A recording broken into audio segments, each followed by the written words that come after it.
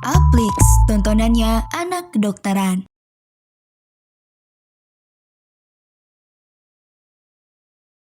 Halo teman Apmets, kembali lagi bareng aku, Kak Adel. Di video kali ini kita akan belajar tentang kulit dan kelamin, khususnya dermatitis. Nah, ini ada beberapa learning outcome kita, yaitu teman Apmets mampu mengetahui definisi atau etiologi, gejala dan tanda, sampai terapi dari berbagai macam jenis penyakit dermatitis. Nah, ini ada outline video kita kali ini, tepatnya akan membahas tentang dermatitis kontak, baik itu iritan dan alergi, kemudian ada dermatitis atopik, neurodermatitis sirkumkripta, dermatitis numularis, ada juga dermatitis statis, dermatitis napkin atau napkin eczema, dermatitis venenata, bahkan sampai dermatitis seboroid. Jadi, dermatitis itu apa sih sebenarnya? Sesuai namanya adalah itis dan derma, yaitu peradangan epidermis, juga dermis atau epidermodermitis. Keluhan utamanya biasanya ada gatal nih. Kemudian karakteristik lesinya dia polimorfik alias berbagai macam bentuknya. Ada yang eksogen, ada yang endogen. Kalau yang eksogen, contohnya seperti dermatitis kontak, dermatitis solaris, sampai dermatitis venenata. Kalau untuk yang endogen, anggotanya ada dermatitis atopi, dermatitis numularis, dermatitis statis, juga neurodermatitis. Nah, kita bahas dari dermatitis kontak dulu. Dia ada yang jenis iritan, ada juga yang jenis kontak alergi. Bedanya apa? Kalau semisal dia yang iritan, berarti penyebabnya adalah bahan iritan alias bahan yang bisa mengiritasi kulit kita. Kalau alergi, dia tentu saja penyebabnya adalah alergen. Onsetnya kapan? Kalau iritan, dia itu pada kontak pertama langsung iritasi. Sedangkan alergi, dia nggak langsung muncul alias dia perlu kontak berulang alias kronis. Kemudian pada iritan, bahan yang bisa mengiritasi kulit itu pasti semua orang kena iritasi. Itu konsepnya ya. Kalau semisal alergi, tidak semua orang bisa kena. Contoh, pada benda A, Budi kena paparan nih. Dia nggak alergi. Sedangkan pada Susi, dia kena alergi. Nah, itu konsep dari alergi. Nggak semua orang bisa kena. Kemudian biasanya iritan tuh hebat. Namanya juga mengiritasi. Pasti hebat kelainan kulitnya. Sedangkan alergi lebih ringan. Iritan dia lebih fokus cenderung ke panas dan nyeri. Sedangkan pada alergi tentu saja dia dominasinya pada rasa gatal. Uji tempelnya DKI pasti ada merah, batasnya tegas, dan bila uji tempel diangkat reaksinya berkurang. Kalau semisal alergi, dia walaupun uji tempelnya diangkat, reaksinya menetap atau bahkan bertambah. Dan juga merah batasnya itu tidak tegas. Kebalikan dari iritan. Oke, kita bahas dari DKA atau dermatitis kontak alergi dulu. Nah, tadi kan penyebabnya adalah alergen. Dia contohnya kayak logam, karet, plastik, kosmetik. Reaksi imunologisnya, nah dia biasanya ada fase sensitisasi dengan alergen. Kemudian dilanjutkan dengan fase elitasi. Nah, biasanya menyerang orang-orang yang hipersensitif alias orang yang lebih sensitif. Karena dia hipersensitif, maka tidak semua orang kena. Hanya orang-orang tertentu yang sensitif. Contohnya pada produk kosmetik. Contohnya pada lipstick brand A. Pada Alia, bisa jadi dia alergi. Tapi pada Susi, bisa jadi dia tidak alergi menggunakan lipstick A. Jadi tidak semua orang bisa terkena. Intinya tidak semua orang bisa terkena alergi. Nah, jadi biasanya klinisnya bisa ringan sampai berat. Kemudian alergen penyebabnya bisa kita cek dengan tes uji tempel. Biasanya dia positif. Pengobatannya gimana? Tentu saja definitifnya harus kita hindari penyebabnya. Kalau topikalnya kita berikan kortikosteroid. Sedangkan sistemiknya juga bisa kita berikan kortikosteroid.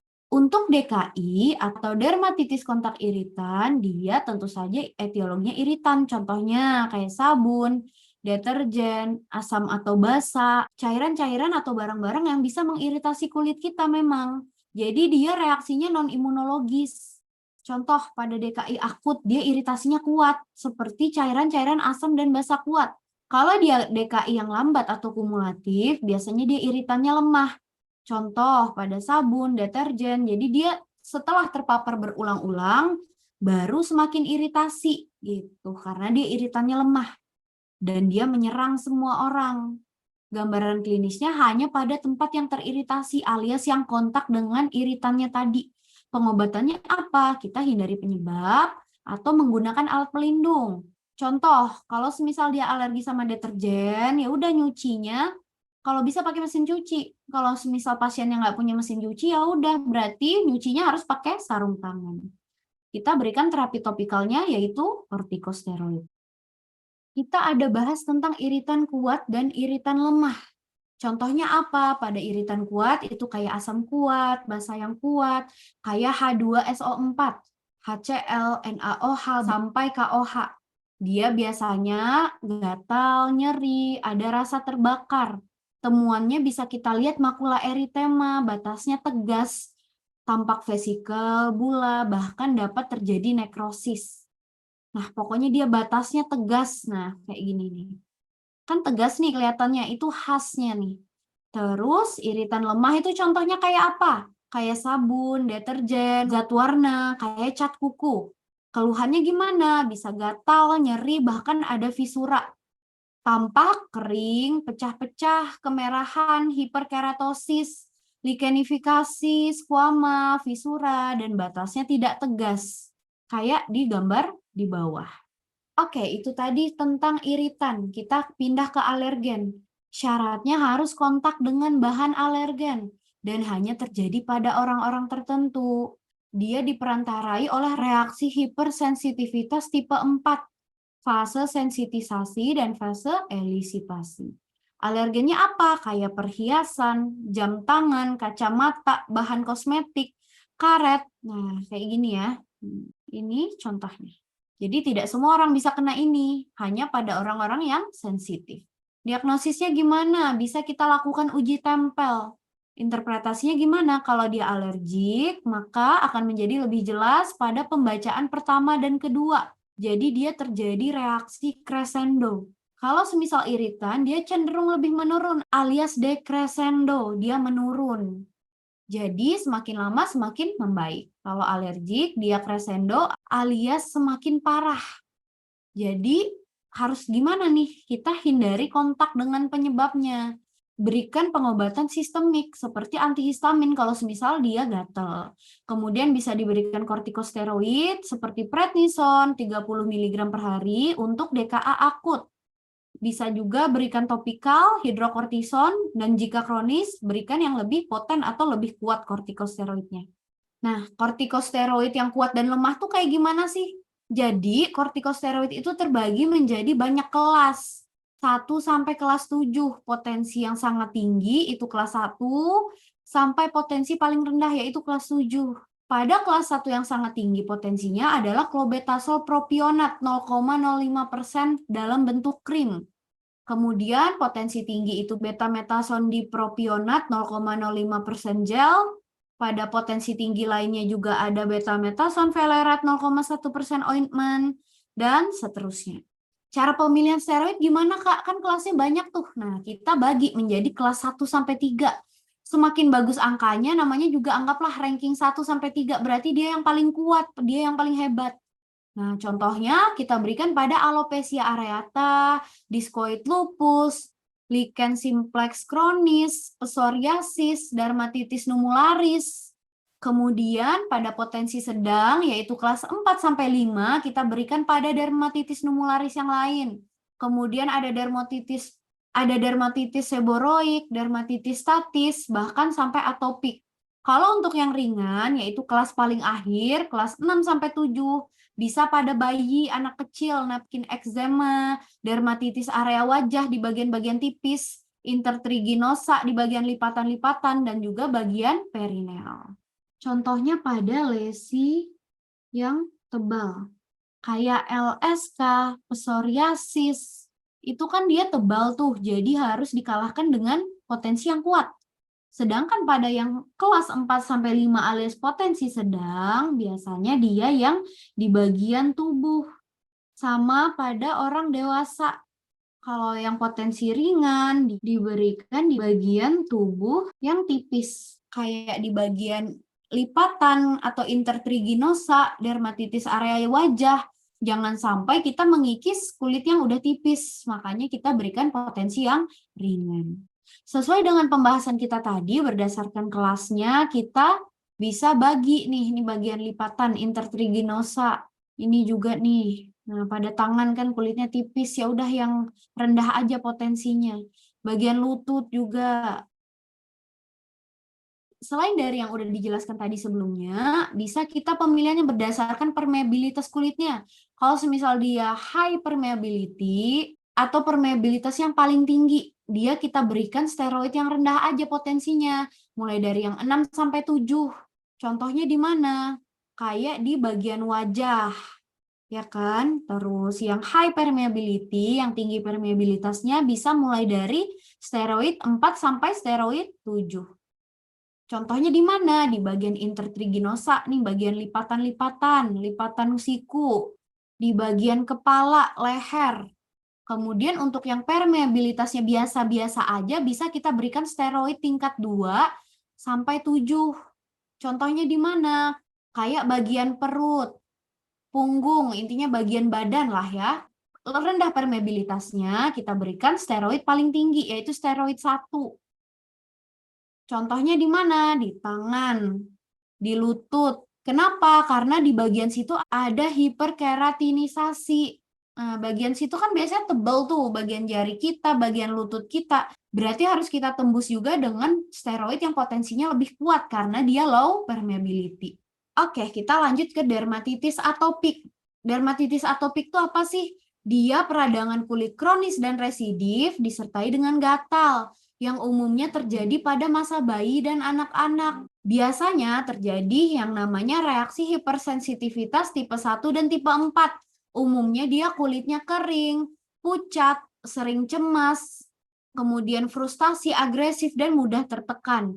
Biasanya dia itu menyebabkan gatal alias pruritus, sehingga si anak ini sering menggaruk-garuk badannya yang gatal.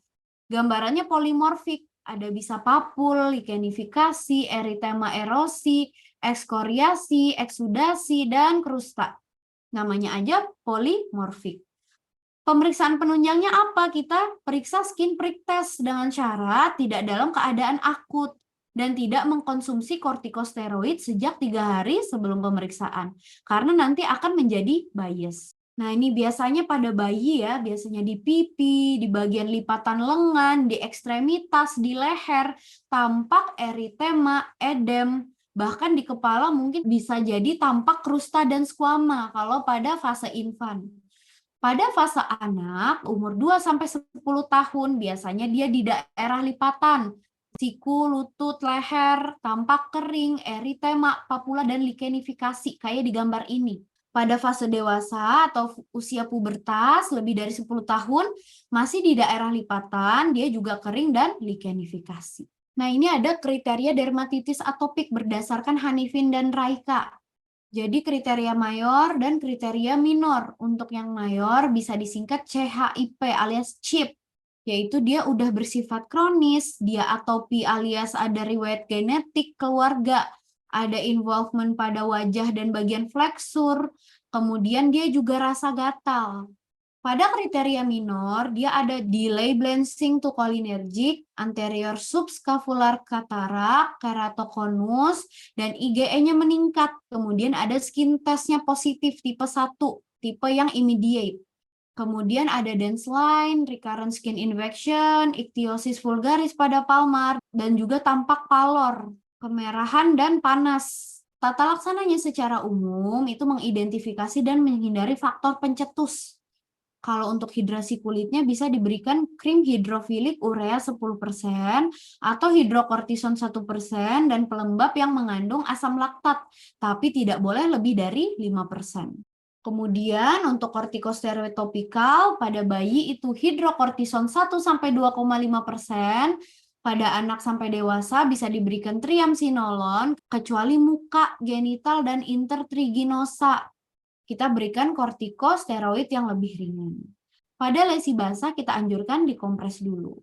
Sistemiknya bisa kita berikan kortikosteroid oral, antihistamin dengan efek sedatif, Antibiotik juga jika dia ada koloni Staphylococcus aureus dapat meningkat nih. Biasanya kita berikan erythromycin, clarithromycin, dan azithromycin. Kemudian bisa juga interferon untuk menekan IgE, ada juga siklosporin untuk sebagai obat imunosupresif yang kuat, terutama bekerja pada sel T. Oke, lanjut ke neurodermatitis sirkumkripta. Faktor pencetus dan resikonya yaitu dia psikis, stres, dan cemas. Intinya ini masalah psikis ya, bukan masalah infeksi atau apapun. Predileksinya biasanya di tengkuk, pergelangan kaki anterior, ekstensor lengan, lutut, punggung kaki, dan tungkai bawah lateral. Nanti tampak hiperpigmentasi, likenifikasi, dan juga batasnya tegas. Nah, ini kan kelihatan nih tegas nih, sampai sini aja. Ini juga. Nah, ini ada likenifikasi ya ke sini. Nah, ini. Kemudian dia juga hiperpigmentasi dari kulit yang sehat. Penunjangnya bisa kita lakukan histo-PA. Akan tampak akantosis dan hiperkeratosis. Tata laksananya apa? Kita berikan kortikosteroid yang kuat, antihistamin sistemik, dan juga rujuk ke psikiatri. Karena ini masalah stres cemas alias psikis. KIE-nya apa? Kita suruh stop siklus gatal garuk. Karena itu akan memperparah lesi. Dan juga jangan lupa identifikasi riwayat psikologis untuk menurunkan rasa stres. Kemudian kuku juga dipotong pendek biar tidak gampang melukai luka ketika gatal. Nah, ada juga yang namanya dermatitis numularis. Kenapa numularis? Karena dia bentuknya bulat seperti numular. Nah, dia bentuk seperti mata koin atau agak lonjong. Berbatas tegas dengan efloresensi berupa papulofesikel, biasanya mudah pecah sehingga basah. Predileksinya biasanya di tungkai bawah ekstensor, bahu, dan juga bokong. Sifatnya kronik residif, kemudian ada fenomena Kopner. Fenomena Kopner ini apa? Fenomena tetesan lilin. Kalau semisal kita gores, dia akan tampak putih seperti lilin. Tata laksananya kita berikan topikal, kortikosteroid, emolien bisa, sistemiknya bisa berikan antigatal alias antihistamin, sama kortikosteroid per oral jangka pendek.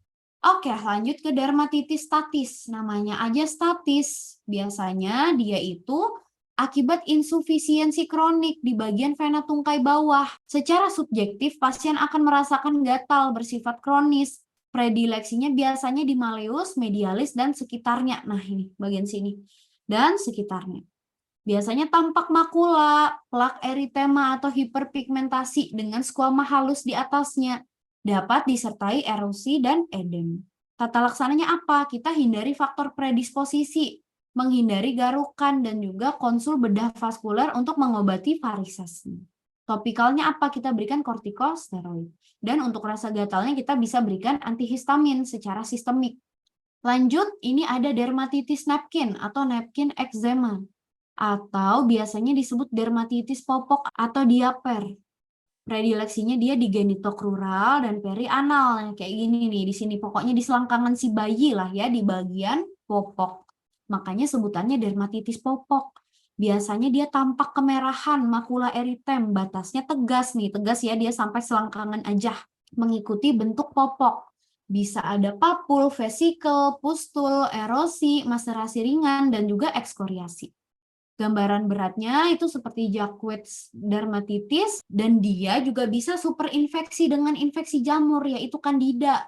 Biasanya dia lebih dari 3 hari, ada lesi satelit, bahkan lesi lebih basah. Penunjangnya bisa kita lakukan KOH, tata laksana jangan lupa hindari faktor penyebab, dan obat yang dipilih harus sesuai dengan indikasi. Contoh, krim atau salep protektor diberikan ZNO, pantenol, lanolin, petrolatum jelly, kemudian kortikosteroid potensi lemah, karena dia pada bayi dan di bagian intertriginosa alias di bagian lipatan.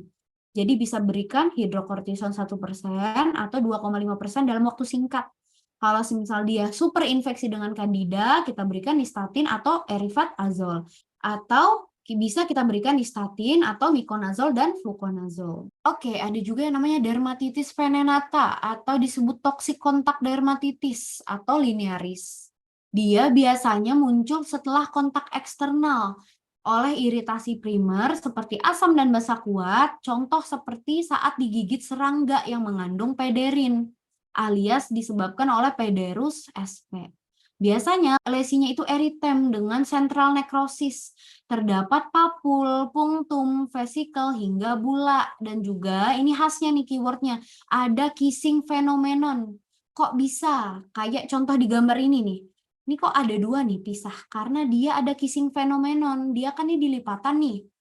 Nah, ini aslinya nih, ada sentral nekrosis. Ketika kita melipat tangan kita, otomatis bagian sisi ini akan menempel ke bagian sini. Makanya ada yang namanya kissing phenomenon. Itu sangat khas pada yang namanya dermatitis venenata. Tata laksananya gimana? Kita berikan kompres hangat, lalu kompres dingin untuk menghindari meluas reaksi lokal. Obat dapat dipilih sesuai dengan indikasi. Contoh, dexamethasone cream 0,4 mg, fluksinolon acetonide cream 0,025%, hidrokortison cream 1%, sama terapi simptomatik, antibiotik, analgetik, sama antihistamin biar dia nggak gatal. Oke, lanjut ke dermatitis seboroid. Apa sih seboroid itu? Maksudnya dia kelainan kulit papula squamosa yang kronis pada wajah, kulit kepala, telinga, tubuh bagian atas, dan juga bagian flexura alias seperti inguinal, inframamae, dan aksila. Di bagian yang pokoknya ada kelenjar sebaceanya. Bisa pada anak, bisa pada dewasa, dia keluhannya ada merah, sisik, gatal, ketombe, dan cradle crab. Nah, ini khas nih, ada ketombenya, cradle crab, alias sisik kekuningan berminyak pada bayi biasanya. Predisposisinya karena faktor hygiene atau anak-anak neonatus, stres, dan juga diet. Pada bayi biasanya tampak skuama kekuningan atau putih yang berminyak pada batas kulit kepala alias scalp, dan juga belakang telinga dan area alis mata. Pada anak dan dewasa biasanya dia tampak ketombe dengan skuama halus atau diffuse, tebal dan menempel pada kulit kepala atau plak eritematosa yang superficial dengan skuama di kulit kepala, wajah, dan tubuh. Bisa kita lakukan pemeriksaan KOH, Woodlamp, biopsi kulit untuk menyingkirkan diagnosis infeksi jamur. Nah, tata laksananya gimana? Kalau misal di area scalp, kita berikan ketoconazole shampoo 2% 2 kali seminggu selama 4 minggu. Kalau nggak di scalp, dikasih ketoconazole cream 2%, 1 kali 1 apply dalam 7 hari. Kemudian bisa juga hidrokortison cream 1%, 1 kali 1 dalam 7 hari. Itu untuk yang bayi. Pada orang dewasa masih bisa diberikan shampoo ketoconazole pada area scalp, sama masih 2% atau cyclopirox bisa, atau zinc pyrithione bisa juga.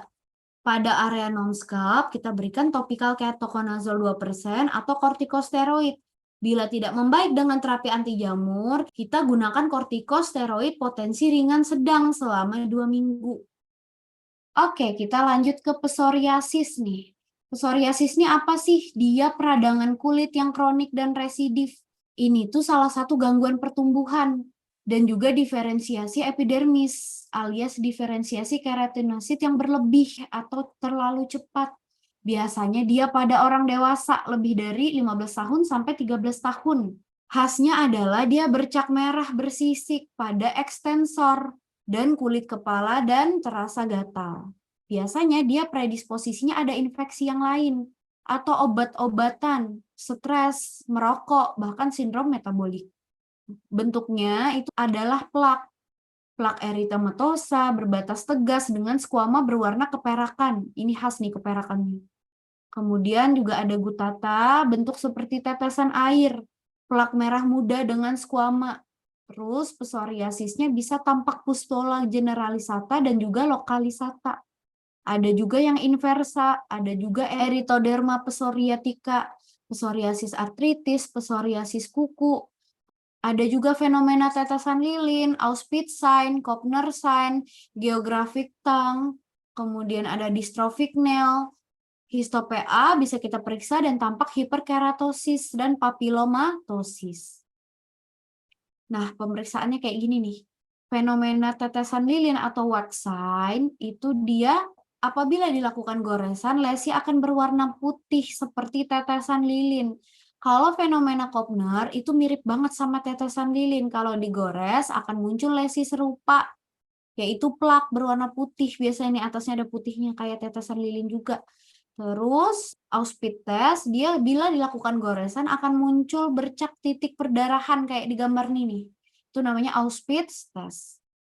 Nah, tata laksananya gimana? Ini khas nih, plak kayak gini. Tata laksananya kayak gimana? Yang jelas kita harus identifikasi dan hindari faktor pencetus.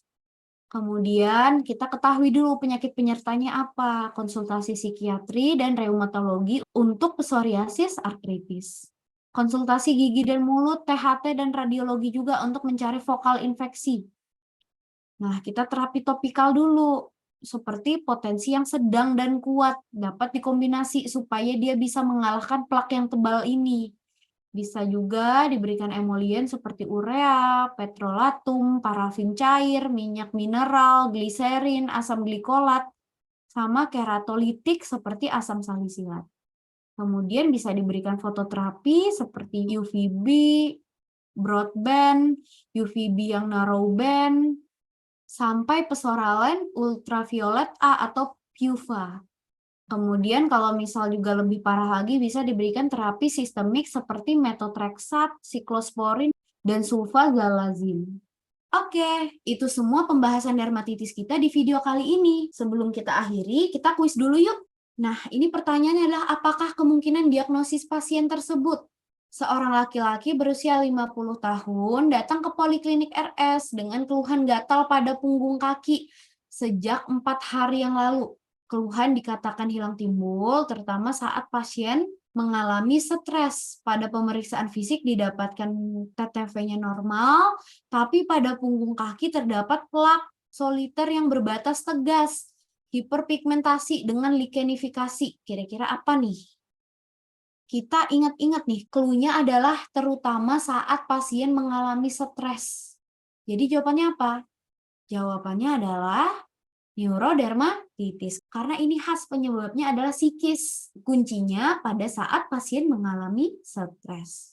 Oke, materi kita sudah selesai. Kita lanjutkan di video berikutnya ya. Sampai jumpa teman Upmaths. Bye-bye.